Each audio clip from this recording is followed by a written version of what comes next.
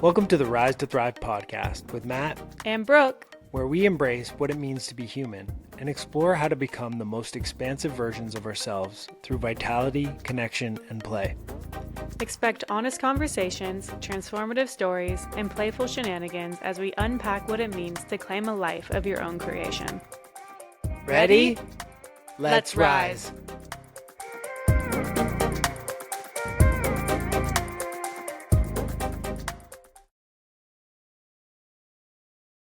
Howdy ho, y'all! Hello and welcome to the Matt and Brooke podcast Experience. AKA Rise to Thrive.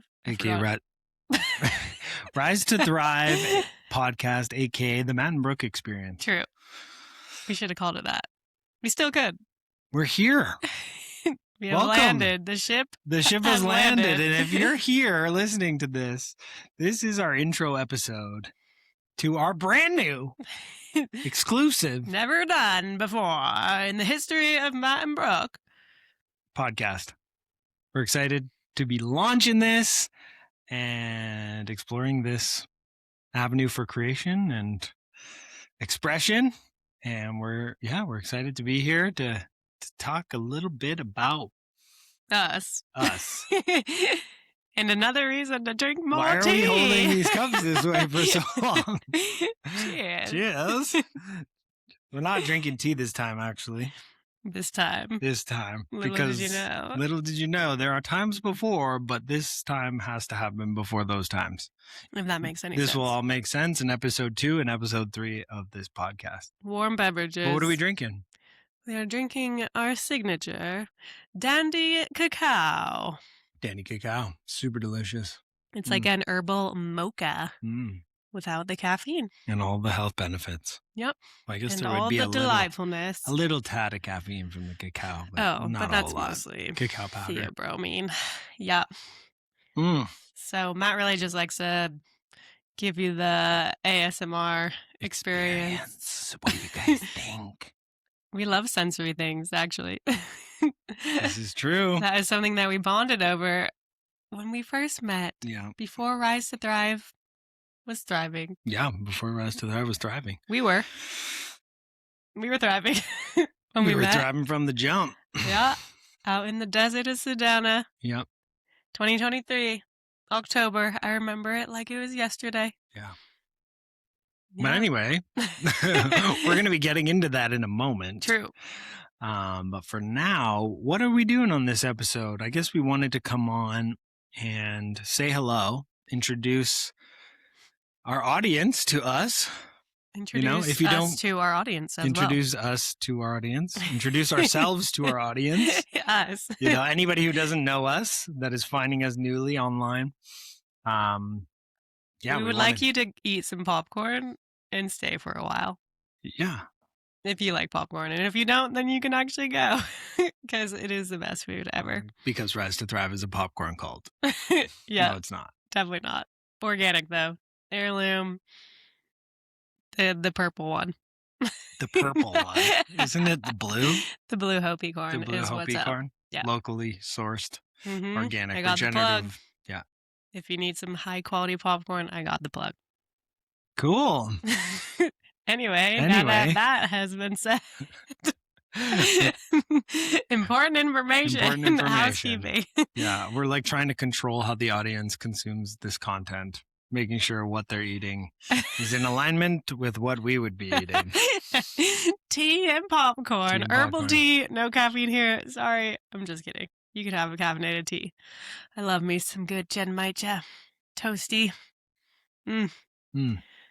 Anyway. So how do you want to kick things off? How do you want to introduce everybody to the origins of Matt and Brooke? Well, I started getting into it. Oh, sorry. Like it was yesterday. So basically we met out at camp 2023. It was a hot day in the desert of Sedona.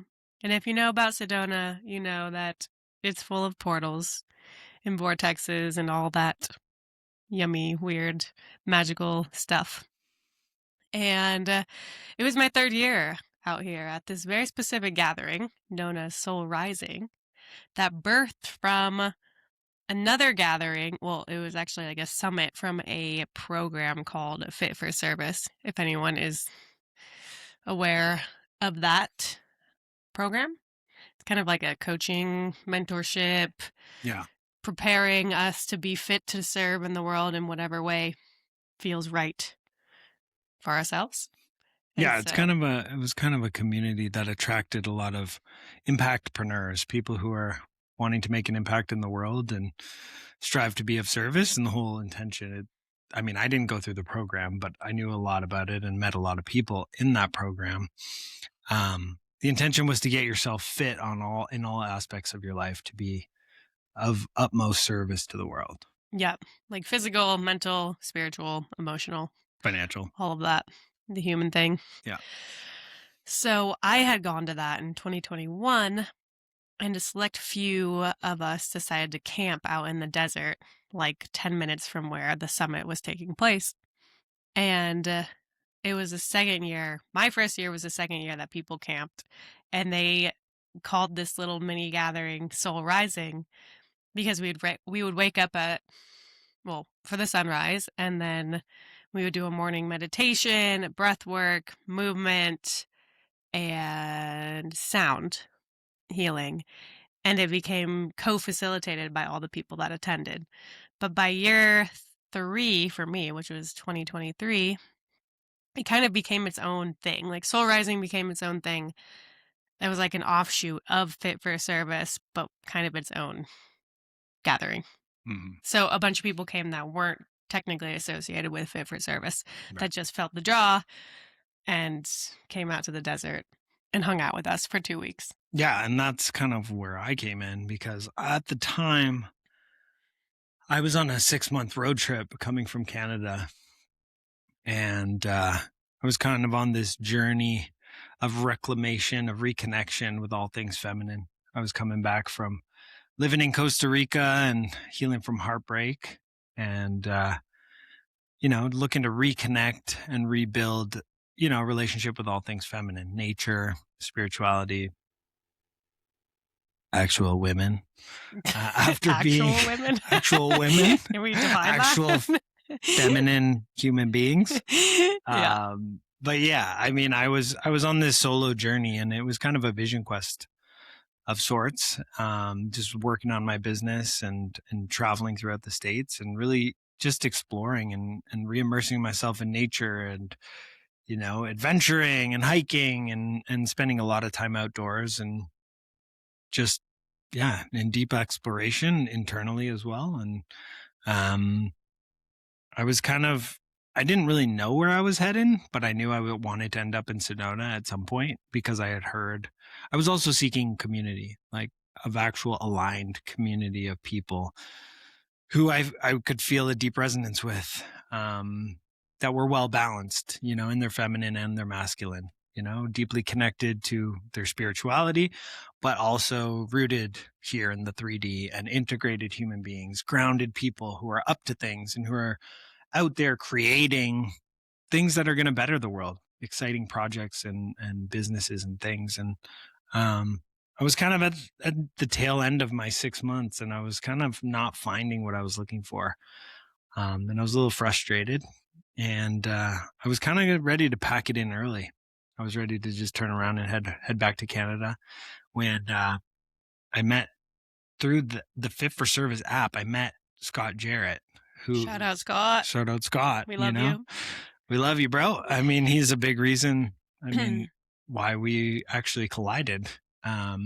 So he took the time, he responded to a post I made on that app, and, seeking people to hang out with and do things with in Sedona. And he was like, hey, I'd be down to jump on a Zoom with you. We dropped in for like an hour and a half, and really connected. And he's like, you should come to this Soul Rising thing out in Sedona. Like, it's going to be incredible. I've gone for, I think he had been 1 or 2 years. His second year. That was I met his him in second year? 2022. Okay. So he was like, yeah, we're going to meet up. Like, there's this WhatsApp group, and we're all co-creating it. Like, get plugged in and come out to this. It sounds like it'd be right up your alley.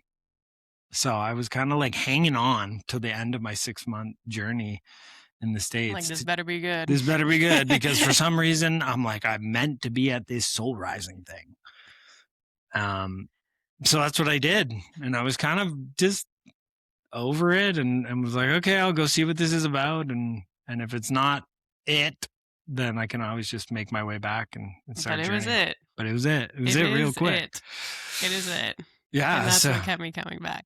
So when I pulled in there, I got there pretty early. Like, I was pretty gung ho. So I showed up on the first day that people were just starting to arrive and build some of the structures and things that we were building. And the first person I met was Matt Stomper. Shout out to Matt, who showed me the lay of the land and where I could set up my tent in Tenlandia. You know, because I didn't have a rig at the time, didn't have a van or anything like that. So there were designated areas for different types of accommodations, if you can call it that. Yeah. So I found create your own accommodation out there. Yeah. So I got led to the back lot on the edge of the ridge, and I was setting up my tent when you and Josh rolled up. Me and Josh. I was there with my best friend. I was like, dude, you got to come out to this. This thing is so freaking magical. Oh, it was Josh's first year too. Uh-huh. Oh. And then also invited my friend Melissa and her daughter, Selah, out. And I was just stoked. Like, I knew it, like, I just came in with so much freaking excitement and joy, and actually just mobbed out from the river spot. The roads. You mobbed? I mobbed out in my 1998 Toyota Sienna minivan. It was a mobbing. Why was it a mobbing? Well, normally you can just drive on down to the creek spot. And I didn't realize that the road got pretty bad. And I was like, whatever, it's fine. And then I was like, oh, damn. Like, I don't know if my van can make it out of this. And so I just, and the sun was hitting just perfectly to be completely blinded on the way out. Like, I couldn't see anything. And so I was like, dude, I just held on to the wheel and I just gassed it and just like ripped out of there with just praying that it would work out. And it did. And I got out of there and I was like, whoa. So my adrenaline was rushing. I was like, yeehaw, we're on our way to the camp. And so we parked the van in Vanlandia. And then, let's see. You guys were scoping for prime real estate for the van, for like the whole setup, because you had your van, Josh's van, and Melissa's setup. So you were scoping a good spot when you stumbled on my camp. Yep. So then we parked the van and then we walked around and then we came across Matt and his little golf car. Golf car. What, right? Volkswagen Golf. Yeah. His golf cart. He just rolled up in a golf cart. Just kidding. Drove it all the way from Canada, y'all. Yeah, wow. He does love golf. Never seen him play, but maybe that day will come.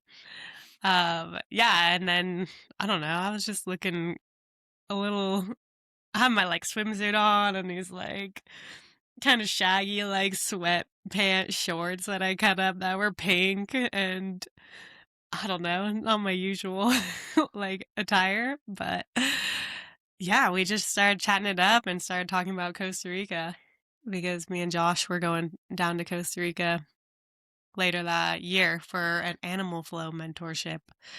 And so we were just geeking out. Bonding over Costa Rica. I was like, I lived there for 2 years and got to chatting a little bit. And I assumed you and Josh were a couple. I assumed you guys were an item.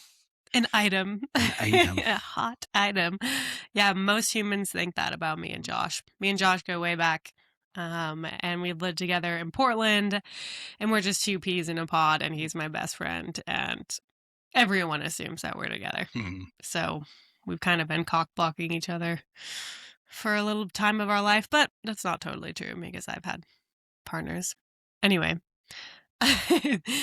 So, yeah. Or you assume that I was a lesbian. Yeah, that's true. You were giving off lesbian vibes a little bit. I was like, oh, she's with that guy. Oh, maybe she's not. Maybe she likes girls. I'm very straight. So sometimes maybe I look like a lesbian because I cut my own bangs. But yeah. Anyway, these are judgments that were totally. completely false, and But we're giving you a nice little backstory. a little backstory of some of the thoughts that ran through our head. Did you have any thoughts of your first impressions of me? I mean, I did not think this was a man I would ever like be attracted to. I mean, my usual type is like the long hair, kind of feminine looking dudes that can put their hair up in a bun and, you know, that kind of style. No bun And possibilities here, that's for sure. Matt has no opportunity. Like, it's not even on the table. Beard bun. Maybe bun. a beard bun. Yeah, but it's funny because Matt was the only, well, I guess other than Josh, because I brought him, but the only new guy to camp that year from the year before. Surprise. So, yeah, surprise. I was not even looking for anyone. I was just in my like so free to be me and just like reclaiming my power because I did have like a situationship. Actually, well, right beforehand that kind of blew up and I was like, you know what? I don't need that. And I wasn't looking for anyone, but the spur of the moment actually, it catalyzed me to journal everything, all the qualities that I wanted in a man for whenever that time came. I wasn't like in a rush or anything, but literally like a week before, I think I made that list. So wild. And I mean, this was still not something that the moment we met, we were both like, whoa, I'm intrigued. This was not at all the case. I mean, these were just, you know, two people I met at this gathering. I was like, oh, cool. First couple people I've met. They seem super cool. They're going to Costa Rica, whatever. You know, like I wasn't like, oh my God, this is the girl I'm going to pursue, you know, and I know that wasn't the case for you either. So, right. I mean, what happened next? So then the plot thickens. Thicker than the cacao. Ding, ding, ding. Yeah, I mean, I think it was just fun. We were just getting to know each other. And like, we like to say that we met on the playground because being there was very much just play. Mm-hmm. And we were like, there's nothing else. It was just pure presence and pure play. And we just found each other. I don't know. We just made each other laugh a lot and we're just super playful. Mm-hmm. And we got into some really great, deep conversations as well. And then in the dinner was it the dinner where we cooked for the men or the men cooked for the women? Which one? I mean, I don't really remember too much of the one where you guys cooked for us. I remember the one we cooked for you guys. We did 2 to 3 day fast hike out into the desert, spent a couple nights out there. And then we had to come back and not had to, we got the opportunity to cook for the women. Is that what you're talking about? Yeah, I think it was that night. But yeah, it was cool. The men did men things and the women did women's things. And then together we came back and did like unity work. So it was men's work, women's work, unity work to kind of paint a picture of what this gathering was like rooted in. Mm-hmm. But I think it was that meal because then I remember that we like fed each other.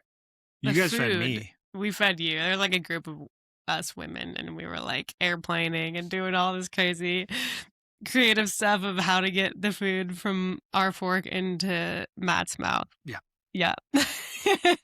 And then we just laughed our asses off in the kitchen. Like there was something hilarious at the end of that night that we were just dying laughing at ridiculousness. Like nothing that even comes to mind, but we just couldn't stop. It was the yes anding. Yeah, it was the improv, the beginning of the improv that is our lives. Yeah. Now, you know, it was just cool because any weird thing or like, yeah, any weird jokey thing that I could offer up, you would just like build on it.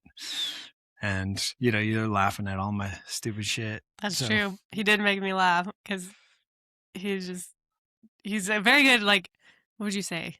Not like an impressionist, but like he just does all these characters. I guess that was a thing I was doing then. Yeah, I mean, that's true. Grandpappy. Can we give us a little Grandpappy? You want to come sit here on Grandpappy's knees, getting a little cold. You know, so I was into it. I like that weird shit. Because, no, you don't meet like, it's a rare thing to really meet someone that's like so yeah, like doing the spiritual work, but also has a sense of humor and can bring more playfulness and levity and just like laughter into life, you know? So it felt like he really, yeah, he had something very special. And so I would make my cacao every morning. Yeah, and I had to walk by your camp every day, so it was cool.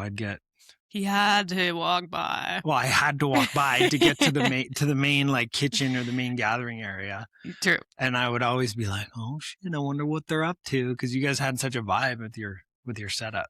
That's true. You, We Josh did. and Melissa, and you had music going, and your outdoor kitchen with your easy up tent pop ups, and it was just like Our a whole super little cereal. a whole little community in there. So every time I walked by, I was like, what are they cooking up? I'd be like, "What up?" And you guys would invite me in, and I'd be like, "What are you guys up to?" And what can we feed you right now? yeah, how can we nourish you? And it would be with cacao.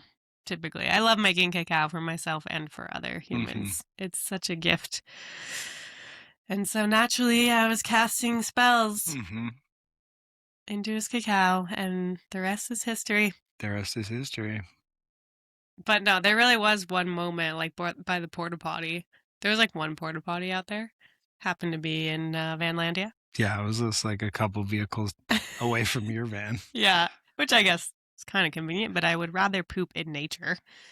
And that was something Matt showed me, his like poop We don't stoves. have to go there. Okay.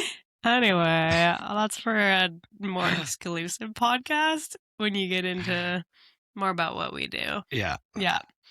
Which is it was foreshadowing for what we would then be how we would be serving the people. Yeah. So anyway, pretend like I didn't say anything. And yeah, going to the time that we met in front of the porta, or not met, but there's a moment in front of the porta potty that I remember saying something to you. I don't remember exactly, but I think it was just like along the lines of like, yo, I really like you and I want to continue to get to know you better in some kind of way. But it felt very just like, yo, this is how I feel. I'm going to let you know. Yeah. Take what you want with it. I was very in like I said, my power at that time. I just felt very, yeah, like I'm going to do what I want and say what I want and see what happens, you know? And felt like very confident out there. Yeah. Yeah. Yeah. He liked that, I guess. I did like that. And I definitely like mirrored the sentiment. I remember, what did I say to you? I remember telling you how like you're a really unique and special human being. Like I could really feel some unique spark of magic in you that I didn't usually find in people. Aww. So yeah, so for me, I remember saying something along those lines, you know, like, yeah. And, you know, we continued to flirt and play and laugh and gather in groups and have our late night hangouts under the stars in the Unity tent and the temple up there. And then in the van. And then I finally, and then the moment when I flipped my bed from a twin size bed into a full size bed and I gave him the little pat. The old mattress pat. Got invited to explore the inside of the van. Of the minivan. Not much to explore, but then there's room for two. That's true. Yeah, and I remember telling him straight up, I think I'm going to fold my bed down. Just so you know. Yeah. Just being very straightforward. Yeah. Yeah, I mean, we should probably fast forward this story. Okay, this is really long. Okay, anyway, so fast forward. It was a slow burn. Just so you know, we didn't like get right into like we're doing this. Like it was cool. It was really cool because we got to develop like a solid friendship foundation. Yeah. Yeah. So anyway, fast forward. I mean, leaving Soul Rising, we got to continue to road trip. Me, you, and Josh, a little convoy. Got to see where you grew up very briefly, stopping in Grass Valley, and then we continued our way up to Friendsgiving with the Portland homies, closest friends, right? Yep. Ty and I. Naya, Jeremy, Blessing, Yeah. Josh. And that Yeah. was a big deal, I guess, for Brooke, bringing somebody home to Well, the Friendsgiving. I mean, yeah, it's not like I brought a lot of people home. Right. So, I was so excited. And they fell in love with him instantly. Like, it was just so rad. He was like immediately part of the soul family. Mm-hmm. Yeah, it was a magical experience. I remember sharing gratitude before our meal on Thanksgiving and being brought to tears with just being so grateful to have met you, and by extension, your like closest real ones, and they continue to be our Besties. favorite humans, Yep. to spend time with. They were just here for New Year's, spending the magical turning of the year with us. Yep. So It's great. So anyway, that's kind of that. And then we were it was time for you to go to Costa Rica. Then I left for Costa Rica with Josh. Yep. We went out there. We were there for like a month-ish. Yep. And then we had plans for everyone to come to Costa Rica, aka Matt and potentially our friend Melissa. And then that just didn't feel right. And I got a ticket to Canada. Yep. And then was deeply immersed in his entire extended family. Yeah. For the holidays. Yeah. You spent a month living intimately with my closest, immediate family. And then we went to visit my mom's side of the family and all that craziness for a few days. And we rented a cabin, and then we went to go on my dad's side of the family, and you got to meet my uncle, my aunt, and my grandmother and do that whole thing. So we went deep fast on that front. I mean, you got to experience some intense times. Definitely. Immediately, and really held your own. But I was there for it. I signed up for it. I was like, there's no other place I want to be. I was so stoked to have you come through. That month while you were in Costa Rica was like the longest 4 weeks. I don't even think it was 4 weeks. It was like less than a month. Something 3 like and that. A bit or something. Yeah. I was like, God. It was hard being away, even though I was like on this new epic adventure. I mean, I know that I was able to handle my life way better than you, unfortunately. I mean, you were immersed in a new country, new community, new everything, and expansion. With Josh, my best friend. Right. Yeah. And I was like heading home. I drove back to Canada, and I was like in my mom's house, like just counting the minutes until I could see you again. It was rough. Yeah. And especially coming off of that high of like those 2 weeks plus, the 2 weeks of soul rising and then beyond. Like I was riding on such a high of like, holy shit, my life is so incredibly amazing. I have so many amazing new relationships and so much fun, new things happening in my life. Like going to that solitude was like really it was like quite a come down, Yep. The highs must go down, right? Yeah. Yep. So yeah, we did that whole Christmas thing with my fam, and then I was a huge advocate for us like getting back on the road. I was stoked to get back into the van and start adventuring and exploring, continuing that thing, and that's what we did. We flew back to California, picked up the van, and we decided we were going to spend the winter in Austin, Texas, and that's where Rise to Thrive was born. Almost immediately when we got there, top of February. I mean, we were planning it before. Yeah. We were brainstorming lots of stuff, but we didn't come up with the brand and, really started fleshing out a course of how we wanted to serve people, the community we wanted to build with that. And that's when it really started to take form. Yeah, so Rise to Thrive is actually, it's a movement, it's our brand, it's now a ministry, and the 3 pillars are connection, vitality, and play. I like how you switch it up sometimes. Oh yeah, because it's vitality, connection, and play. Vitality first, connection, and play. It doesn't matter. I mean, they're the 3 foundational pillars of what this movement's about, and so much of it was rooted around, the common threads that we connected over. Yeah. Which is community. Connection is huge for us. Like it's everything. Yeah. And then vitality, that's been my life's work. Mm-hmm. My background's in nutrition. and helping people heal and get better through food as medicine, really. Waking up to all the craziness in our Franken food system and helping people reclaim their health in that way. So that's kind of my background, which we could do a whole other Oh, deep dive on that, but and we just will. for, a brief.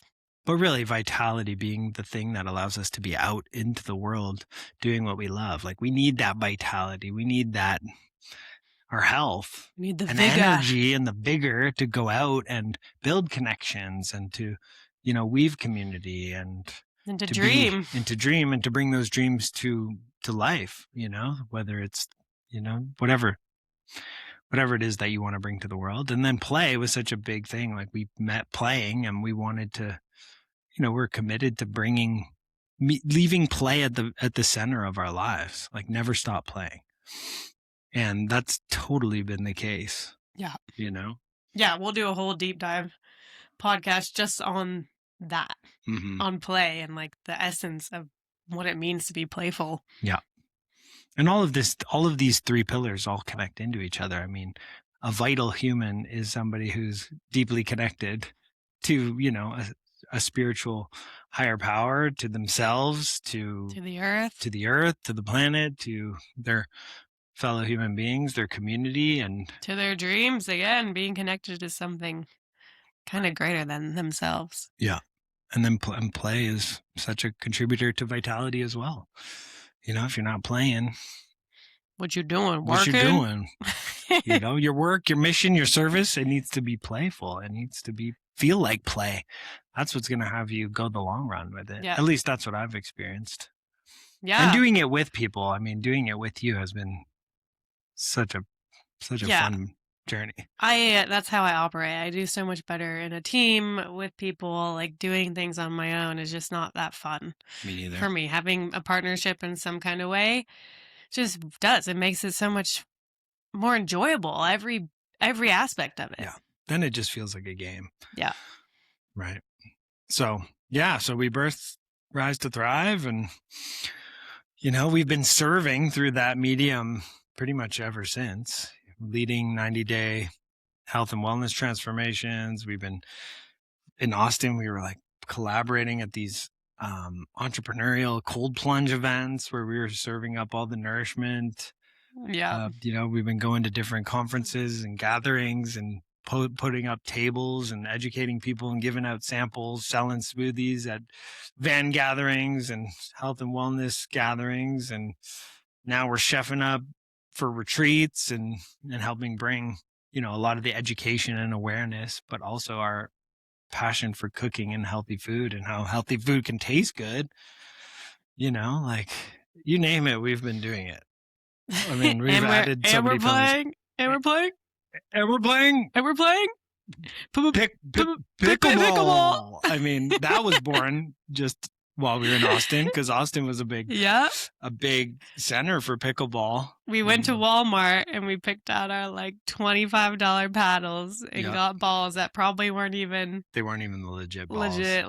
Legal, whatever balls.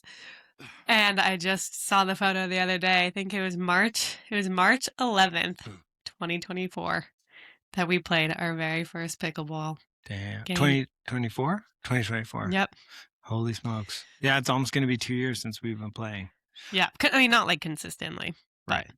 That was the first time we ever went and hit the courts. But the last year and a bit, we've been so consistent. Out there almost every day. Yep. I mean, we've spent... We love it. We're addicted. A lot of hours on the pickleball. A lot of hours. You'll be hearing a bunch about that because it's been keeping us active. It's been keeping us playing. It's been keeping us vital. It's been keeping us in community and connection. We've met so many people through pickleball as well. It's kind of like the mascot sport of Rise to Thrive. It is. Because it really does embody every single pillar of our mission. 100%. The mascot sport. Look at that. If that's a thing. If a mission... brand ministry could have a mascot sport, that's what it would be. That's it right there. Yep. Yeah. So that's kind of the story.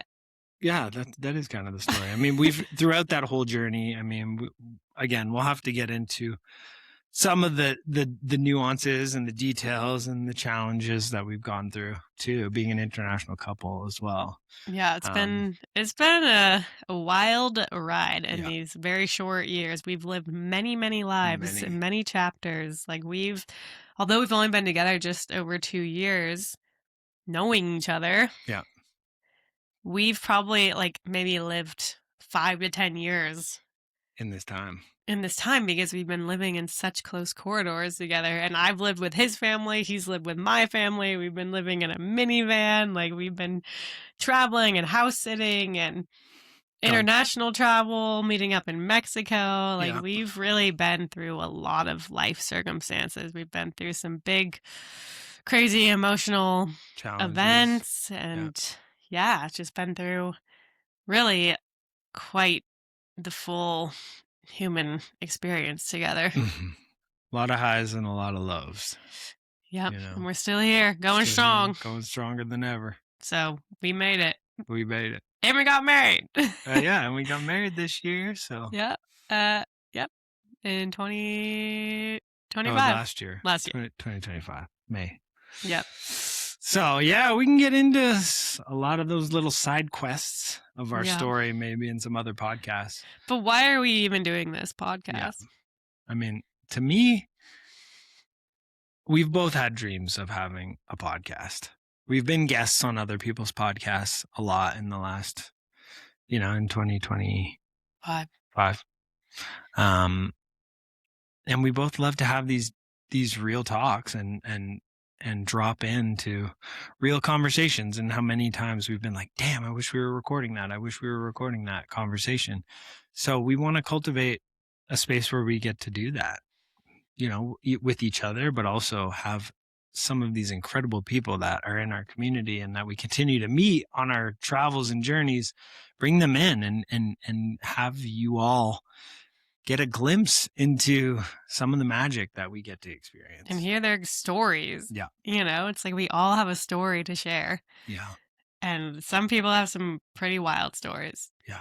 Epic stories of transformation, epic stories of adventure and resiliency, and just some weirdos, some characters. And those are our favorite flavors of people. So we want to the weirder the better. We want to give you a glimpse into that. And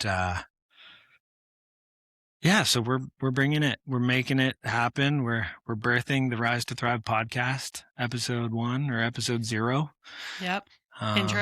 Intro episode. And you can expect many more episodes with the two of us and some of our closest friends and some new people we meet along our travels. And hold us accountable, y'all. We're in it. Sipping a lot of tea, a lot of cacao. Lots of tea, baby. Lots of tea, lots of popcorn. Maybe we'll have popcorn on the show one time. Maybe we'll be sipping on some green drinks. Maybe we'll be sipping on some purple drinks.